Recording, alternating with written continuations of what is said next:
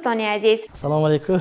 برنامه پرسکار را منظورتان میسازیم. امروز سخن درباره آرایش زن هاست. زنها اپا شما کم تنیسه علی خیل سلامت باشید. این موضوع نیز بسیار موضوعی جالب است. اینچنین بسیار موضوعی نازک.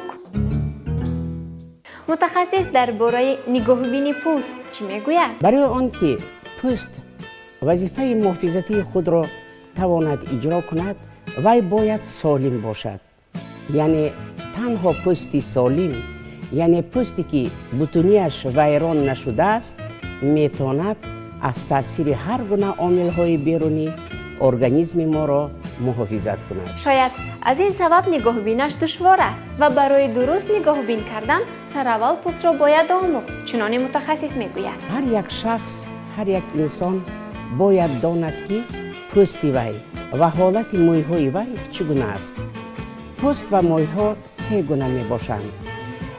پوست نرمالی یعنی میانه، پوست روغنی و پوست خشک. برای نگاهبینی پوستی که حالتش میانه نیست یعنی خوب نیست چی کار باید کرد؟ پوست اگر میانه نباشد یعنی خشک یا روغنی باشد، ما وی را باید کم و بیش طبابت کنیم. مثلا اگر پوست خشک باشد بیشتر وقت وی از نارسایی ویتامین های A, E, F پیدا می شود. در این حالت پوست زود خشک می شود. در سطح آن پلکچه ها پیدا می شوند، شخشول می شود پوست، مویها باشد تنوک می شوند، زود شکسته می ریزند. در قسم مویدار سر سبوسک پیدا می شود، کرخت می گوییم. یعنی این گونه حالت سیبریه نام دارد و از بس که فعالیت غدودهای روغنبرار فعالیتشان سست است، سیبریه خشک می گوییم. یعنی نارسایی همین سکرتسی این غدودها می باشد. اگر پوست روغنی باشد چی؟ اون یلقاس می زند، عیناً در گرد و اطراف بینی، دهان، رخساره ها، پیشانه پوست یلقاس می زند. از این رو وی زود چرکین می شود چون که چنگ گرد و اطراف در به وی می چسبد. مویها باشد زود چرکین می شوند، چسبت می شوند و از این رو ما می فهمیم که هم پوست و هم مویها روغنی هستند. در این حالت چخیل می توانیم پوست را طبابت کنیم؟ با موادهایی که حالتشان ترش است. مثلا تازه کردن پوست روی با فشرده بادرینگ، فشرده لیمو، گشنیج و دیگر موادها. در خاندان هر یک شخص، هر یک بانو همین چیزها، همین موادها هستند و این نچندان گوییم که دستنارست است، دسترس است. یعنی در خانه دان همه یا کفیر یا چکه یا جرغات یا لیمون یا بادرینگ هست در همین فصل بهار رو تابستان و با همین ها استفاده بردن در کار. حالت پوست از موسم سال نیست، وابستگی دارد ها؟ باید قید کرد که در فصل بهار و تابستان عیناً در جمهوری ما در فصل تیر ماه نیست، هوا خیلی گرم است، آفتاب است، ما از این حالت های طبیعی بهره میبریم. لیکن در بعضی موردها، در بعضی شخصها، در شخصهایی که ارگانیسم آنها نهایت حساس است آید نورهای آفتاب، یعنی آید نورهای اولترا بنفش، آن وقت نیست الرژی، یعنی التهاب شدید پوست دیده می شود که ما آن را درماتیت می نامیم، یعنی درماتیت آفتابی یا اگزیما آفتابی که همه این بیماری هایی که از نورهای اولترا بنفش پیدا می شود فوتودرماتوس ها می نامند. غیر از درماتیت آفتابی، اگزیما درماتیت، یک نمود بیماری وجود دارد. بسیار شخصا این را می دانند. به زبان تاجیک ما آن را شکفه فلسی می گوییم. به زبان روسی چشوی چتیل شای، از کلمه چشوی که فلس پلاکچه پیدا می شود. لیکن اگر ما به زبان لاتینی پسوریاز گوییم، در تمام کنج جهان ما را می فهمند درباره کدام بیماری سخن رفته ایستاده است. برای آن که 3% اهالی تمام جهان به این کسلی گرفتار است. این نشانداد از حد بسیار است. البته بسیار و این پرابلم تمام جهان است و در پسوریاز در بعض شخص ها وابسته از فصل سال اوج می گیرد. برای همین 3 نمود می شود. یک نمودش پسوریاز بهار و تابستانه، وسنی لیتنی پسوریاز.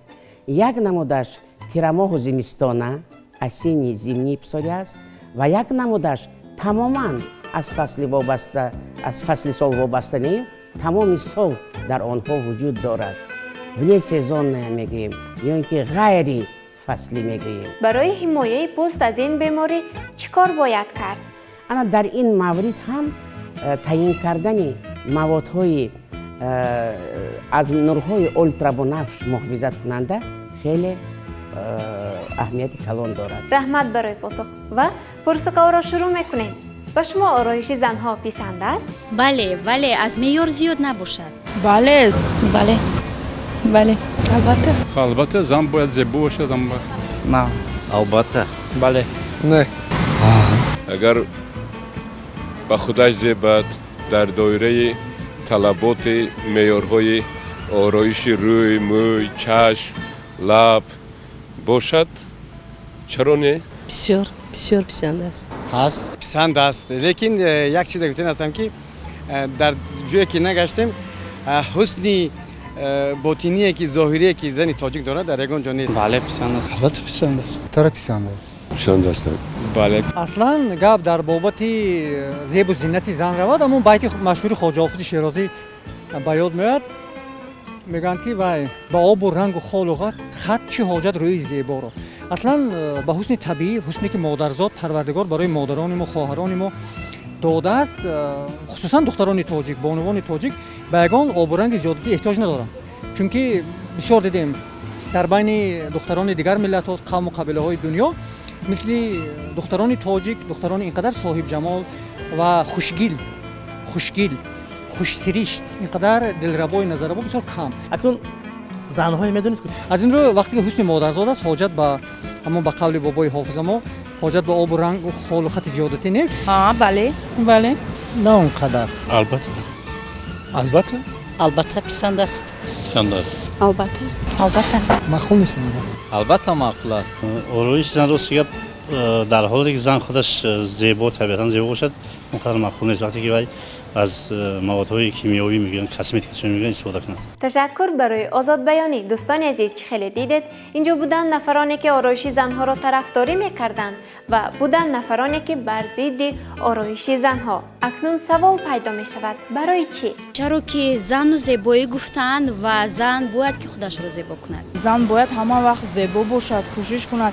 пардозгарӣ танҳо хоси занҳост. охир зан бояд ҳама вақт зебо бошад. ман табиатан ман зани зеборо бениҳоят дӯст медорам. зане ки ба нигоҳубини худ, яъне ки ороишоти худ бениҳоят диққат медиҳад. ман чунин занҳоро бениҳоят меписандам. барое ки зан аст ва модар аст. гап мезананд ки модарата ба падарат беороиш нишон надиҳ. ну естественно красота бо дигар. он ки зан аст. дар тамоми дунё занҳо кӯшиш мекунанд худро оро диҳанд. барои он ки ман мехоҳам ҳам вақт занҳо зебо бошанд. лекин зане ки худашро орову торо медиҳад, ин муҳим нест ки сабзу сурху сафеду дигар рангора ҳама якҷоя шакали як намуде кунанд ки ба худаш зебанда бошад. lekin аз ҳад зиёд нашавад. аз ҳад зиёд шуд агар ҳамин хӯрокам ки шумо агар аз меъёр зиёд хӯрда дигар меъда дар мекунад. барои ҳамин ҳар як чиз вай дорад, меъёр дорад, аз рӯи меъёр бояд бошад. ҳусни тоза зам мекунад, ҳусни иловагӣ зам мекунад. аслан бояд фикр мекунад занҳо ҳамеша бояд худро пардоз кунанд, чунки гул ҳамеша бояд мавриди нигоҳубин қарор дошта шуда. занҳои мо ки гулҳои ҷомеаи моан албатта бояд ҳамеша пардоз кунанд. барои он ки зан худаш ин ранги як гул аст, ҳамеша бояд тозаву озода бошад. барои он ки аз як тараф зан бисёр базеб мешавад, ҳусну ҷамолаш, аз дигар тараф ёш мешавад. чихе ки худашро орои торо диҳад, ҳамин дилаш ҳам ёш метобад. барое ки бонувон бояд ҳамеша зебо бошанд, худро нигоҳ кунанд. зан худаш зебояд бе ҳамун ороиш. без зан зебогӣ нест. барои он ки зан зеботар мешавад. ман мехоҳам ки ҳама вақт занҳо чӣ дар хона бошанд, чӣ дар ҷои ҷамъиятӣ бошанд, онҳо ҳатман бояд худашонан зебу зинат диҳад. барое ки охир зан бояд худшо нигоҳдор бошад, нигоҳ кунад. зан бояд ҳамеша тозаву озодаву зебо бошад, чунки зан худаш олиҳа аст. ҳамон қадар ҳисн дорад, ҳамон қадар зебогиш бас мемонад. барои он ки боз ҳусни ҳамин занҳо боз ҳам зеботар мегардад. аслан занҳо табиатан зебо офарида мешаванд. خداوند آنها رو زیبا آفریده است و وقتی که با موادهای کیمیایی از آنها استفاده می‌برند به عنوان پودر و دیگر موادهای کیمیایی، هنگامی که سن سال چنین زنها و 45 یا که اصلا 50 میرسند، نوری روی آنها گوییم که خیره می شود. دوراندیشی هم خوب است. عجیب. و با متخصص باز یک سوال داریم. برای ضرر نرسانیدن به پوست روی و در شرایط خانه نگاه بین کردن چیکار باید کرد؟ مثلا در آشخانه کار کرده ایستاد دست میزند. بادرین پوست کندی پوستش که روی پاک کن. لیمون با یگان فروش همراه کردی پوستش که روی را پاک کن. دست راست داخل نمیگیرد. یک بنچه گشنیش رو گیرو کمتر که آب به جوشانو انوای آبی آن را از دوکه گذرانده برایت چکیدن گیرمانه. چخیل هم پوست را سفید میکند، هم پوست را ملایم هموار میکند، هم پوست رنگی بخمل مانند میشود، یعنی نازک تنوک. باور میکنید؟ اگر حالت پوست خشک باشد چی؟ کمتر که همین وای را گیرید، چکه یا جرات روغنی را گیرید مالید 2-3 مرتبه بعد شده پرتوید. جدا نباشد اگر کمتر روغن مسکه در نوعی چیلی کتان گرفته مالید انا ملایم میشد. جدا نباشد اگر وزیلین در همه خاندان هست مالیدن ممکن تا پیدا کردن همان کرم و ملهمایی که به شما لازم است. باز چیکار کردن ممکن؟ چنین با گفتن در کار که پوستای خشک از بس که وای مویهای هم خشک هستند آنها تنوک زود میشکنند زود میریزند. ما باز چی کردیم؟ زود نمیشویند این خیلی موی را. در یک هفته 2-3 مرتبه. چون که حاضر هوا گرم و البته شامپونی ها هستند. شامپونی هایی که معالجوی، طبابتی و آنها در داخلشان همه موادهای دارند که همین پوست قسمی مویدار سر را کمتر روغنی کنند. از این رو مویها نمیریزد زود، مویها بقوت میشوند، ریشه آنها بقوت میشود و مویهای نو برآمدگی غوض‌تر میبرند. هست پوستی که به حد زیاد نقطه های سیاه دارد و این نه تنها به زنها اینچنین به مردها نیز نمیزیبد. برای طبابتش چی توصیه میدهید؟ پوست سوراخی های طبیعی دارد که با آن وظیفه نفس کشی رو اجرا میکند. من همینجا گفتم در کار که غیر از وظیفه محافظتی که من در بالا گفته گذاشتم، پوست با یک قطار وظیفه رو اجرا میکند. از آن جمله من وظیفه نفس کشی، وظیفه جبیشی، وظیفه ریزورپسانی، وظیفه اخراج کننده. در همین مورد همین نقطه های سیاه برای چی پیدا می شود؟ همین سوراخی های طبیعی با اکسکریتسه ها محکم می شوند، پوشانیده می شوند و در روی آدم نقطه های سیاه در بعضی مواد خیلی بسیار تصور هم کرده نمیتونید. و آنها البته معلوم و نه چندان آدم را زیبا میکنند. در این مورد ما این گونه شخص ها را به نزد کسمتولوگ میفرستانیم. برای چی؟ برای تازه کردن روی. چیستکا نام دارد. چیستکا کوژی لیتسا، یعنی تازه کردن پوست روی. به کسمتولوگ روان میکنیم. آنها وابسته از فصل سال هر گونه طبابت ها را استفاده میبرند و حرکت میکنند که محافظت کنند پوست این انسان را. ولی همون بعضی پروسیدوره ها که خیلی مشکل است یا اینکه پایهای استوار پیدا شدگی شرم میگوییم، ربطه کلوید ها میگوییم که پوست را دغربار میکند، این گونه موادها را طبابتش البته بیشتر در فصل کرما و زمستان خوبتر است، چون که آنها پای در نمود پیگمنتاسیا یعنی داغسازی باقی نمیمانند. برای همیشه زیبا بودنی بانوان چی توصیه میدهید؟ اصلا باید که زن در همه حالت خودش رو زیبا نگاه دارد. عموما آن چیزی که خداوند داده است، آن چیزی که طبیعی است، آن را احتیاط کنند. خیلی زندگی پستی و بلندی ها دارد، کم و کاستگی ها دارد.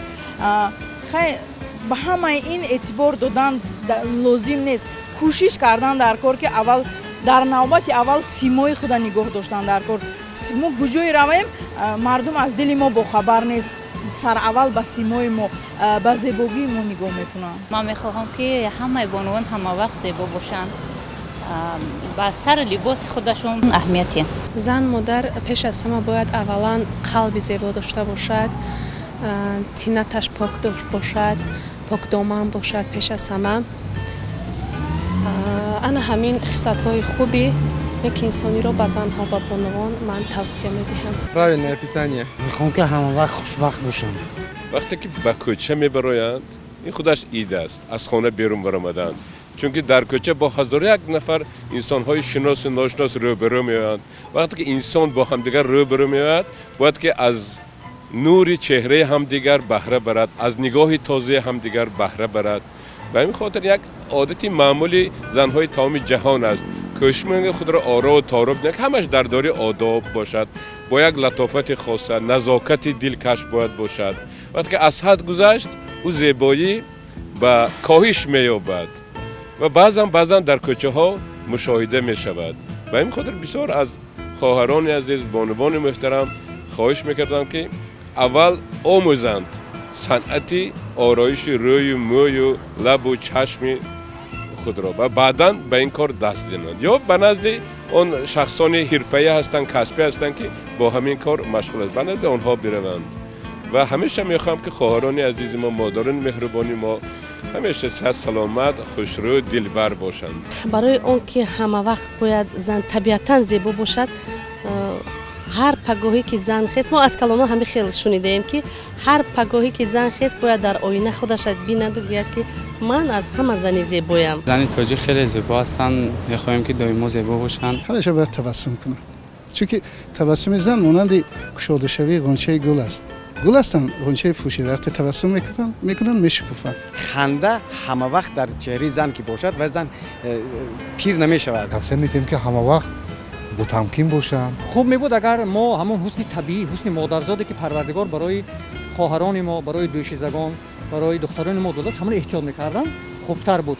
و اگر ما بود استفاده برام چیزی که تاکید کردم طبیعی باید باشد. و اسمای سرما همین چیزی که حسن افزاید، حسن نکاهد. لیکن متاسفانه در زمان ما بعضا حالات میشد که از موادهای کیمیایی استفاده میبرن، حسن طبیعی میکاهد متاسفانه.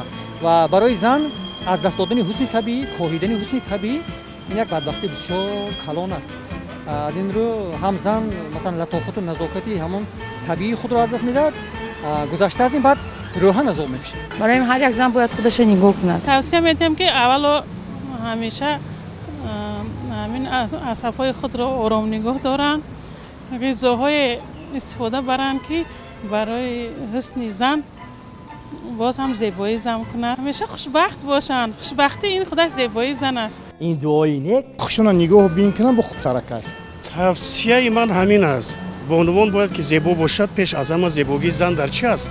در شرم و حیا. چون من دکتر نیستم البته نمیدونم چی توصیه کنم. از همه خوبش کمتر هم پردازتیم، موافق معیارهای که تیپ طلب میکنند. میخوام اونها همه وقت زیبا باشد، نه تنها زیبا در طرز لباس پوشی، زیبا در گفتار، زیبا در رفتار، زیبا در پندار، زیبا در معاشرت، زیبا در معاملات. زن تاجیک طبیعتا خود زیباست. گفتنی هستم که زن باید خودش را نگاه کند، همیشه تازه و آزاده و زیبا باشد. زیبایی طبیعی خود را احتیاط کنن. بس بانوان باید که حسن طبیعی خود را احتیاط کنن، نگاه دارن خود را. خودشون باید دقت تازگی باید رعایت کنن، خود خوراکش با اهمیت. تشکر برای نیتی نیک و توصیه های نقد. وقتی رفتن شده است همیشه زیبا، سلامت و شاد باشد عزیزان. خیر تا برنامه دیگر.